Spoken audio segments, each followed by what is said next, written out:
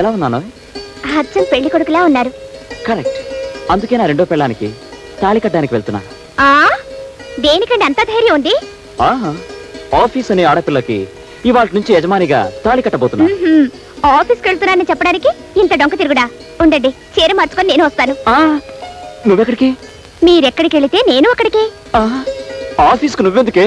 భర్త అడుగుజాడల్లో భార్య నడుచుకోవాలని మా అమ్మ చెప్పింది. ఓహో, ఇది మీ అమ్మ ఫిట్టింగ్ అన్నమాట. భర్త అడుగుజాడల్లో నడుచుకోవడం అంటే నేను ఆఫీస్కి వెళ్తే ఆఫీస్కి, బాత్రూమ్కి వెళ్తే బాత్రూమ్కి ఫాలో అయిపోవడం కాదు. చూడు, నువ్వు నా వెంట ఆఫీస్కి వస్తే అక్కడ అందరూ నన్ను చూసి నవ్వుతారే. ఎందుకంటే నవ్వుతారు? శ్రీరాముడి వెంట సీతాదేవి అడవికి వెళ్ళినప్పుడు ఎవరైనా నవ్వారా? రాముడి వెంట సీత వెళ్ళింది అడవికి గానీ ఆఫీస్కి కాదు. కావాలంటే మీ అమ్మకి ఫోన్ చేసి కనుక్కో. కనుక్కుంటాలండి. ఆగు, ఫస్ట్ టైం ఆఫీస్కి వెళ్తున్నాను, మూడు మార్చు. ముచ్చటగా నవ్వుతూ ఓ చిన్న ప్రెజెంటేషన్ ఇచ్చుకో. ప్రెజెంటేషన్లు పట్టపగలు పనికిరావు. ఏ, నా వెంట ఎక్కడికైనా వెళ్ళమని చెప్పిన మీ అమ్మగారు నాకేది కావాలంటే అది ఇవ్వాలని చెప్పలేదా? లేదు. నాకు చెప్పిందిలే. అయ్యో. వస్తున్నా.